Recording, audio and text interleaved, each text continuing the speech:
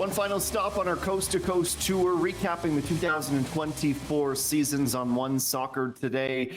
And in the spotlight is CF Montreal. They finished 8th in the MLS Eastern Conference in the regular season. They were probably a kick or two away from hosting Lionel Messi in the MLS Cup playoffs, only to fall in a penalty shootout to Atlanta United.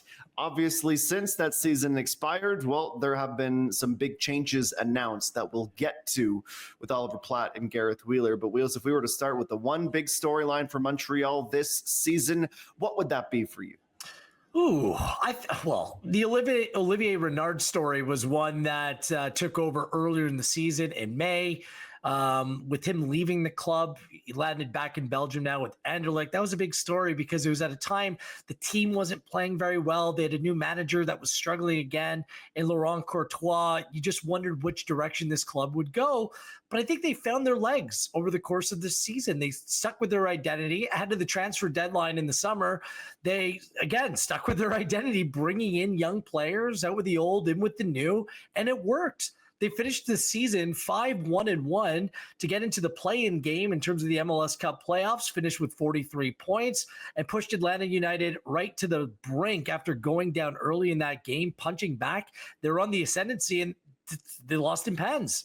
Their season came to an end. So I think the season was one where we learned a lot in terms of what this club can potentially be moving forward. And those changes have continued through the offseason. So the one thing I'll say about CF Montreal, they know who they are. They know what they're all about. They know how they want to play. These are good characteristics to have when you're trying to build something. So what they're trying to capture once again was that magical run where they finished second in the Eastern Conference just a couple of years ago with young, maybe less proven players, and they're using that same blueprint to take this team forward as well. So I'm encouraged by the way the season ended up, Adam, despite those really wobbly times during the season, including getting knocked out of the Can Champ by Forge.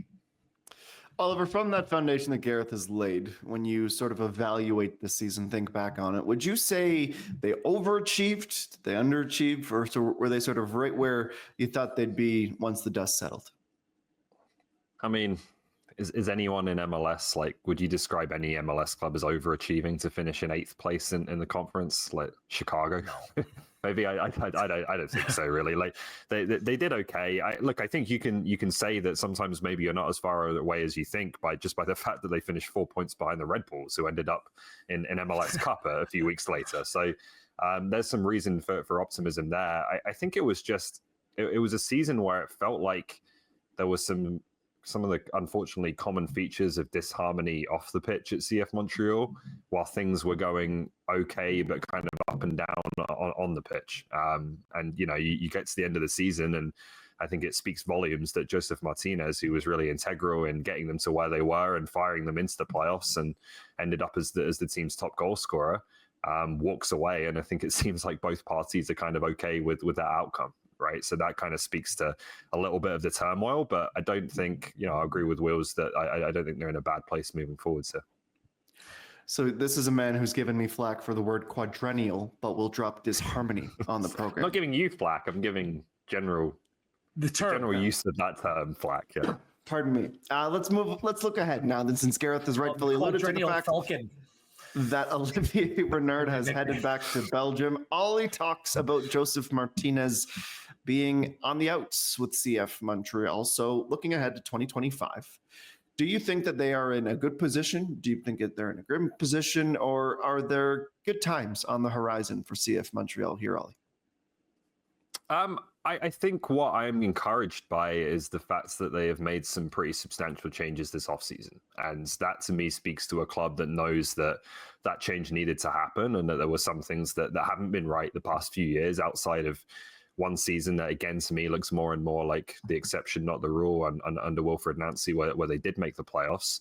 And so I'm encouraged to see them trying to address that, reorganizing the front office, making substantial changes that I think are needed if this team is going to start to push up, into the upper levels of the Eastern Conference again. So on that basis, I think there's still a lot of work to be done that we've got to see unfold and judge when it happens. But I'm encouraged by the fact that they seem willing to, make pretty substantial changes to what has been the status quo there. And I like these changes, Adam. Like, yes, Joseph Martinez leaves the club. He's 31. He's had a litany of knee injuries. He finished the season really strong, but throughout the balance of the year, he was okay. Suffered some injury, got into it with the manager. He's their top earner. Maybe they feel like they maxed out. Like that's as much as he could have offered this team. In fact, they're saying goodbye to 3 of their 4 top wage earners. And Lassi Lapalainen and Victor Wanyama is out of contract now as well. So they're going to have some flexibility. This was a team that was last in Major League Soccer in terms of payroll. And when you're shedding your 3 of your 4 top salary earners, it's going to give you flexibility to go out and do some business here. And I like what they did during the year. Brought in Jaquil Marshall-Ruddy, position of need, requirement, and Ruddy looks like he fits the bill for this group. Caden Clark was electric coming over from Minnesota United, scored more goals than he did over the previous year with Minnesota, hit the ground running. Mix him in with Nathan Saliba, a Duke, Kokoro, hopefully a bounce back year, dealt with a number of injuries. I really rate Alvarez at the back. All of a sudden you have a nucleus of some really good young players that you understand who you're building around moving forward. The best thing that they've done over the course of the offseason, they made their sporting structure clear between Gabriel Gervais and the Saputos and naming Corey Ray, director of soccer. It's the perfect hire for this club. They play a similar style to what Ray kind of oversaw with Columbus Crew 2 while he was with the Crew. That's where Laurent Courtois came from. Ray's experience as an MLS Cup winner as the right hand to Tim Bezbatchenko with TFC. He understands the Canadian soccer climate. He was integral in bringing Jason Russell-Rowe and Mo Farsi to Columbus. Now he's going to be dealing in the Canadian space where he understands what this team is all about. Like, everything that they've done makes a whole lot of sense for me. So I know in some people's eyes, CF Montreal could be a little bit of a sleeping giant if they continue to make the right steps. And so far, I actually think they have over the previous few months. Then I think they can take a significant jump heading into next season. Well, just from that list of people that Gareth names, that there's obviously a theme, and that there's a lot of youth, there's a lot of young talent, and that kind of fits with the MO of not having the flashiest payroll or going out to make a splash and buying their way to the top, but developing and trying to do so in a different way, which is maybe unique to their closest Canadian MLS rival, but it's not unique to sports. And as you guys, touched on not too long ago, it saw them finish second in the Eastern Conference just a couple of years ago. So from all that young, inexpensive talent with a lot of upside, is there a player or two or a person or two that excites you the most from what they're starting to develop there in Montreal? Yeah, Will's just named a number of them. I think top of the list for me is Nathan Saliba, who I think does have the talent and the potential to really be at the heart of that midfield for a long time, or as long as he's there in the event that he could potentially, I think, move up in the game. But the question for me is like, what are they going to put around them? Like, they do not spend a lot of money. They have money coming off the books in the form of Martinez and Wanyama and the salary cap flexibility that opens up. Is there going to be a real concerted effort to go out and get, key players down the spine of the team in defense and central midfield at striker, who can really support those guys? Not necessarily veteran players, but players who can be the core and the spine of this team over the next few years that can help those young players. Because as good a job as they do of developing young talent and of finding unpolished gems from around the league and bringing them in, I'm not sure that alone is going to be good enough in today's MLS to really be a top level competitive team. I do think that you need to recruit well and recruit more proven players to go alongside that. So that's what I'm interested to see now is, I can enjoy watching these young guys as much as I want, but until they really start surrounding them with, I think, a little bit more demonstrated proven talent as well, I think it's going to be difficult for them. Yeah, they've done it in the past. I mean, this is a club that had Alessandro Nesta, Marco Di Vaio, Didier Drogba. I think the price needs to be right, and it needs to be make sense for this group. And I was critical before when they didn't spend, when they were so close to winning with that core.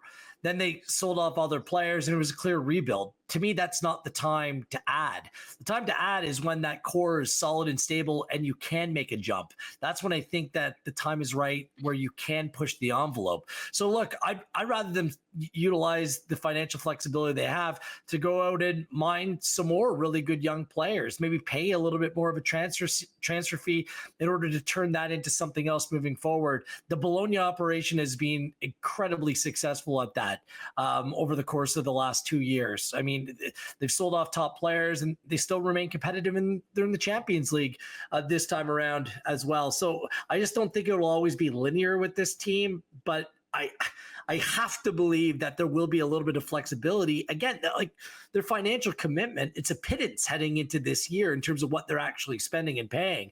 Meanwhile, other Canadian clubs and other clubs across Major League Soccer have fully put themselves in a disadvantage, like in a weak position in terms of negotiating and building their squads, because they either don't have financial flexibility or they're spending over the top on luxury players that, quite frankly, they don't need. This is not the problem with this club. I think that they're in build mode now, so I'm really curious to see how they navigate this offseason. Well, I do believe that this model of theirs, especially in a modern MLS that is adding another team in San Diego on the very near horizon, they have these DPs that come in that are costing an incredible amount of money. They created their own class of roster rules for Lionel Messi and company to make it all fit, to make it all work. The system that Gareth outlines and is very obvious to anyone who follows this club for more than 30 seconds. Do you believe that this is sustainable, that there is a path forward for this type of roster building in a league where it seems like there are a lot of clubs just swimming in money? Well, I think MLS better hope so, because they're not going to be the only ones who are in this bracket. And I think there's going to be a lot of teams around the league who are trying to work out models now in this, different type of MLS of how they go about being that lower spending team that stays competitive. I do think it's possible. I just think there needs to be, a certain amount of intent and ambition shown. And I'm not necessarily saying go out and get, again, a 30-year-old from Europe. But this club, just a few years ago, Alistair Johnston didn't come for free. They spent $1 million of allocation money on him. That was a move with intent. Georgi Mihailovic was not far off that cost. That's the kind of move I want to see them make this offseason to surround the young players that they've got right now. So they did with Caden Clark, goalie. Like this is the thing. And to be honest with you, to answer that question, I don't think CF Montreal cares. Like they're in the hinterland of MLS. It's not a priority for the league. But guess what? In a 30-team league for this upcoming season, there are a lot of bad teams. And there'll be a lot of bad teams next year. They just need to stick what works for them. They've done a phenomenal job selling on players for their fans. By the way, we need to tip our cap to their fans. I believe they sold out every home match this season. They showed up and showed out for that team, and they deserve a lot of credit. It's about making sure that the fans stay engaged and are part of the process and have a team that they can really continue to back and get behind that's ultimately competitive in Major League Soccer. So it won't just be all the transfers. It can't be what will be able to determine whether this team is a success or not. They need to be able to win on the field on a regular basis and provide a product that's watchable as well. So I do think that they will take a step forward and be a better team than they were last season. An entirely new coaching staff is coming into place under Laurent Courtois. That's kind of a little wink, wink, nudge, nudge. We need to get this right this year. So that tells me that they will be a little bit more ambitious in terms of what their build looks like for this upcoming season. Well, not a perfect season, 2024, but a season that was exciting right down to the very bitter end. And I think number one on the priority list, aside from getting all of the Ducks, continuing to line those Ducks up in a row and making sure it's competitive, a little bit of a stronger performance in the Canadian Championship, because you know that they love a Voyageurs Cup in La Belle Province, and they'd love to see another one hoisted by CF Montreal. That concludes our series of wrapping around the country with a look back to 2024 for Canada's 11 men's professional sides. For Gareth Wheeler, Jordan Wilson, who just happened to be on vacation today, I've been Adam Jenkins. We appreciate you joining us on One Soccer Tip.